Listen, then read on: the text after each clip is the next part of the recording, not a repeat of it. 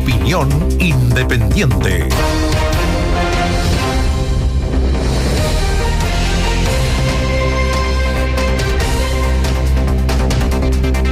Varios hechos. La agenda política ha dado vueltas más o menos en lo mismo y eso a usted le consta, lo ha estado escuchando en la radio, probablemente con tintes diferentes por el viaje del presidente de la República, Gabriel Boric, a las Naciones Unidas. Una asamblea que es tradicional, que es el periodo de debate donde se abordan temas globales, pero que los presidentes, y esto no es nuevo porque no es solo el presidente Boric, también en su minuto lo hizo Sebastián Piñera, abordan temas de la contingencia local. Aprovechan de exponerlos allá. Yo no sé si eso le importará a quienes están ahí en la testera escuchando. Sí. Importa porque la actual administración que ha concitado la atención mundial, esa es la verdad, y que el presidente Boric, como una figura internacional, en buena parte no se entiende la paliza que recibió el apruebo y también el gobierno en el plebiscito. Y por eso yo creo que es muy importante. ¿Por qué? Una agenda progresista que iba de la mano con una propuesta progresista, así es como lo ven desde el extranjero, no el detalle. Una propuesta progresista apuntalada además por el primer gobierno en Occidente de la generación milenia, de una generación milenia instalada como tal, como generación en el gobierno. Porque eso fue esta administración. Entonces, yo creo que por eso hay muchas preguntas respecto a por qué el rechazo venció y tan contundentemente. Y de ahí yo mismo me pregunto si es que, pues claro, todos los gobiernos cuando pierden, y de hecho la actual administración perdió porque se la jugó por el apruebo, entonces quieren minimizar los daños de la derrota, porque uno se pregunta de verdad si la masiva votación por el rechazo ha calado o no ha calado en el gobierno. Y uno tiene la sensación que no tanto. Más allá del cambio de gabinete, que fue un cambio, pero no fue una reestructuración total del gabinete, ni mucho menos. Entonces uno se pregunta si el mensaje del rechazo ha sido o no recibido por el gobierno, que por ahora uno podría decir sí, pero quizás no tanto. Ahora, ¿por qué lo digo? Porque el gobierno ha reiterado su programa de reformas, y sí... Como el primer día. Sí, con un cambio discursivo en el sentido de hacerse cargo de las demandas más inmediatas de la población, que probablemente también están, digamos, en la votación del rechazo. No solo un rechazo a una propuesta constitucional, que por lo tanto tendrá que reelaborarse, y a pesar de algunas voces del oficialismo, lo que se va a proponer tiene que ser distinto a lo que ya se propuso, porque si no, por algo fue rechazado, a pesar de que algunos quieren prácticamente reponer no sé si reponer exactamente lo mismo, pero buena parte de lo que se propuso. Entonces, para el gobierno hay dos desafíos. Uno, colaborar, acompañar un proceso constitucional que tiene que llevar a una propuesta que sea distinta a la que ya fue rechazada, y por lo tanto ellos tendrán que renunciar a algunas cosas y ver cómo lo hacen. Y dos, que yo creo que no es menos importante, gobernar. A ver qué ha sido la crítica, ¿no es cierto? La gestión gubernamental, la gestión del Estado, donde está el debe, y por eso ahí están no solo las encuestas, sino también la votación amplia del rechazo, y además en un contexto difícil. A ver, este es un gobierno que está enfrentando una situación muy, muy difícil.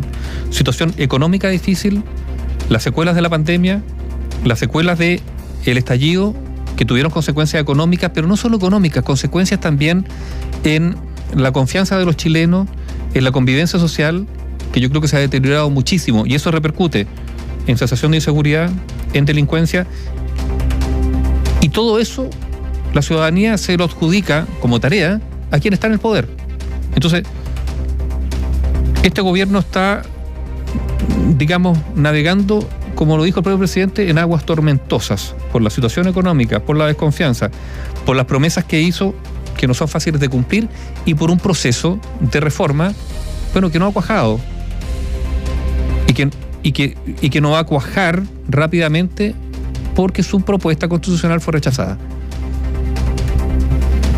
Entonces, claro, el discurso de la ONU... Pero eso todo se sabía. No, el rechazo... Sí, Nivaldo, en este mismo micrófono... Pero apostaban a la prueba. Pero se decía que ya desde la elección presidencial se decía que ganar a Kast o ganar a Boric iba a ser muy, muy complejo, incluido el proceso convencional y sus resultados. Porque el nivel, lo dice Jadwe, el nivel de expectativas que había hacia estos casi 3 años que se van a cumplir pronto, después del 18 de octubre, ha sido muy alto. Ha sido muy alto. Y muchos de esos jóvenes demandan soluciones ahora, no pero para pasado mañana. Claro, pero, y el mismo gobierno incentivó esas propuestas en campaña, pero el gobierno apostaba, para solucionarlos ahora. Pero el gobierno apostaba que si se aprobaba su proyecto constitucional o el proyecto constitucional que se presentó, tenía el camino despejado para hacer ciertas reformas. Hoy día ese camino se le cerró, se le bloqueó y tendrán que buscar fórmulas distintas que pasan por el Parlamento. Un Parlamento, digamos, que no tiene mayoría y tendrán que negociar. En ese sentido, es mucho más cuesta arriba el panorama ahora, después del rechazo, que antes. Yo creo, sea cual hubiese sido el resultado, el gobierno la tenía muy, muy complejo desde el punto de vista de, para todo se necesitan recursos. Y no, eso se ha dicho desde el día 1, que sea apruebo o rechazo, sin plata no se puede hacer prácticamente nada. Se puede redistribuir, se puede hacer algo, pero que ese beneficio le llegue hoy día. Pero Néstor, hoy día a una persona era imposible. Estamos haciendo ciencia ficción. Si hubiese ganado el apruebo, el proyecto de reforma tributaria se habría presentado igual o con las modificaciones que se están haciendo ahora. Se habría presentado igual como estaba, ¿no? Porque habían sentido un respaldo gigantesco que era un respaldo, digamos, popular, que no lo tienen. No lo tienen. Y por eso las modificaciones que se han hecho, que son complejas para el Ejecutivo, pero que tienen que hacerlo, si no, no van a ser reprobados. Y eso supone una posible recaudación menor a la que esperaban y por lo tanto menos recursos para hacer, para llevar adelante las propuestas que efectivamente han comprometido. No, sí, es una situación muy ¿cómo compleja. Se sale de esto? Liderazgo. Yo creo que toda crisis tiene que tener un liderazgo. El liderazgo lo va ¿quién lo ejerce o dónde, digamos, están las miradas? Pero también sabes cómo se sale de esto, ¿no? Dándose cuenta que la ciudadanía está rechazando algunas cosas también. Y que por lo tanto que probablemente la agenda tendrá que modificarse dentro de lo que quepa para rescatar lo que puede hacerle sentido a la ciudadanía y rechazar lo que no. Pero para eso hay que tener liderazgo también para decirle a su propio sector, y esto le puede ocurrir a alguien de derecha, hablemos en caso hipotético, porque incluso uno podría hacer un panorama desde arriba, independiente a lo que sea con Sebastián Piñera el 19 de octubre, el 18 de octubre, perdón, o lo que le pasó a Michelle Bachelet en medio también de su gobierno. Esto es independiente, digamos, del sector político. Es el liderazgo que puede tener alguien para montarse sobre el tema, decirle no a su colectividad con los costos que eso conlleva para poder sacar el buque adelante. Yo no sé si ese liderazgo hoy día está claro en esta administración. Bueno, debería llevarlo adelante el presidente. Lo que pasa además es que esta es una administración complicada. ¿En qué sentido complicada? Con 2 oficialismos. Con 2 coaliciones y una coalición, la más cercana a él, donde los partidos del Frente Amplio son partidos de verdad bien poco sólidos. No estoy diciendo sólidos en términos de sus propuestas, como estructura, organizacionalmente. Mucho menos sólidos que el Partido Comunista, de todas maneras. Entonces, sí. Tú tienes Revolución Democrática, Convergencia Social, son partidos que uno mira además... son colectivos, básicamente. Claro, y uno mira los niveles de participación cuando tienes que votar, son niveles de participación bastante pobres. Entonces, tú dices, si solo los midieras por eso, tiene una capacidad todavía estructurada, pequeña, y por lo tanto, a ver, han tenido complicaciones para conseguir militantes para ocupar los puestos, para llenar determinados puestos. Esa es la verdad. Entonces, ahí hay no diré deficiencia, algo que se está construyendo y en una de esas crecen y se constituye, está bien, pero por ahora, ahí hay una debilidad, que es orgánica. Y por otro lado, tiene la otra coalición, claro, que está el Partido Socialista, con todas las reservas que el Partido Socialista tuvo respecto al programa inicial de la actual administración, compartiéndolo pero aspirando a modificarla. Esa es la verdad, digamos. Por algo era otra coalición, ¿no es cierto? Y tuvo otro precandidato presidencial. Ahora, dicho eso, Aníbaldo, y hago una pregunta y la dejo abierta para que también los auditores la piensen. ¿Es el gobierno, porque hay un temor al interior de las fuerzas del oficialismo hoy día, que es que se genere una oposición de izquierda? Te dirá como una oposición. Se va a generar. Que se genere un espacio político, que sea ese centro político que gobernó con la concertación, póngale el apellido que usted quiera. Más a la izquierda. Va a haber una oposición. Tú dices, ya hay una oposición más a la izquierda. Tendría que tener dos oposiciones, una de centro izquierda y otra más a la izquierda. Bueno, hay una oposición más de izquierda que ya existe, que está conformada por organizaciones sociales, por movimientos que se han manifestado contra el gobierno y que ahí están. Eso ya existe. El gobierno no puede hacerse leso al respecto. Y dos, hay sectores que probablemente van a ser opositores o van a ser críticos, no sé, pero críticos. Y en una de esas claro, pero una oposición al fin. Porque y puede haber una oposición colaborativa, pero lo que pasa es que yo creo que más a la izquierda es difícil que haya espacios de colaboración. Yo creo que en el centro izquierda puede haber algunos espacios de colaboración con fuerza de centro izquierda que van a estar en posiciones críticas, no en el gobierno, y a las cuales el gobierno quizás pretenderá en algún momento conquistar. ¿Por qué lo pongo sobre la mesa? Porque hasta ahora, después del contundente rechazo sobre la apruebo, no hemos visto que el presidente Gabriel Boric en su discurso se abra desde su posición, dejando su ideología de lado, hacia aumentar o agrandar o ampliar, como usted quiera, las coaliciones que lo sustentan. Claro, es que ahí hubo gestos, pese a que los gestos, por ejemplo, de Jimena Rincón en su minuto con Matías Walker, que fueron a ver a Giorgio Jackson al Palacio de la Moneda en momentos que Giorgio Jackson estaba ampliamente cuestionado. Ellos fueron a verlo al Palacio de la Moneda y hicieron un gesto.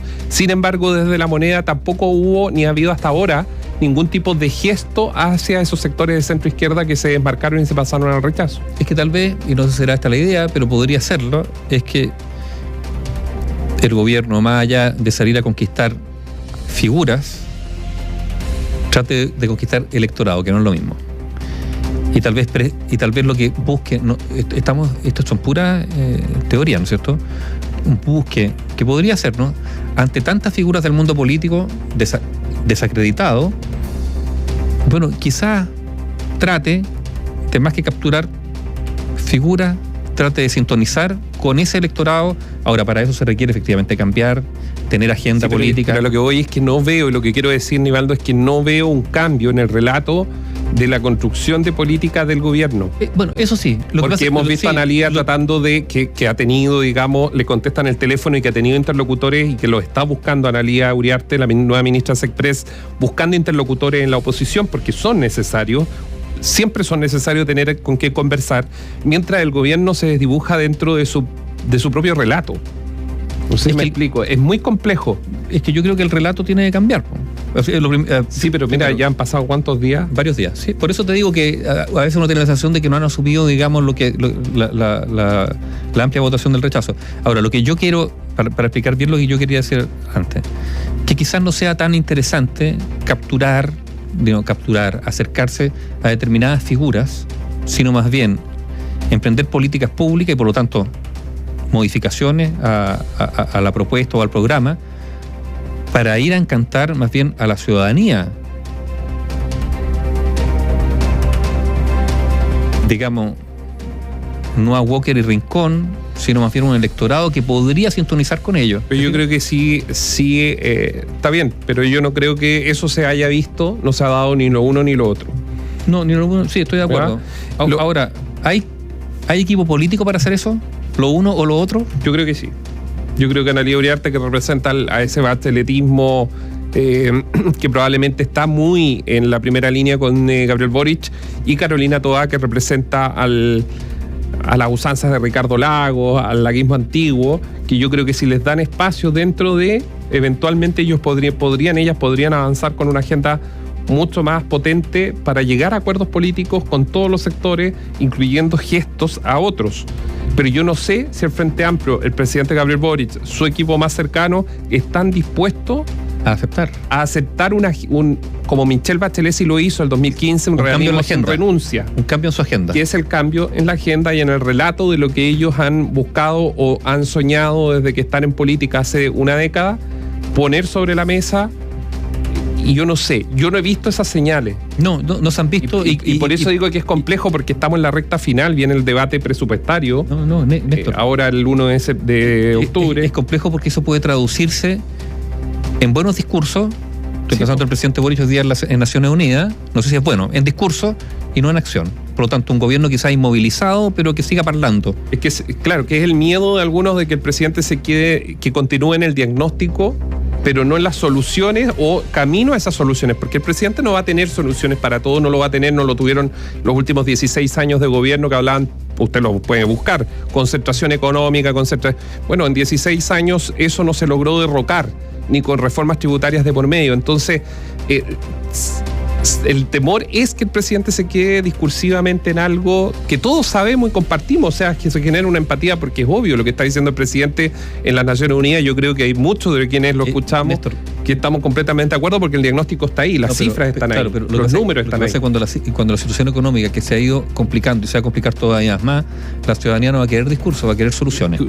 ¿Y dónde está la agenda pro crecimiento?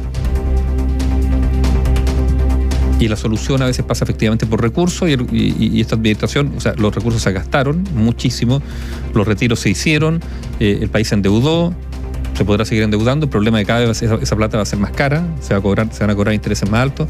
No, o sea, claro, es complicado para un gobierno que podrá tener un buen discurso, pero que tendrá que administrar, a lo menos en el plano económico, estrecheces. Eso es lo que tiene que administrar. Y con una pobreza que, según las estimaciones, podría aumentar en 217.000 personas que caigan, digamos, en pobreza, los cuales, con mucho esfuerzo personal, en muchos de sus casos, habían logrado salir de ella.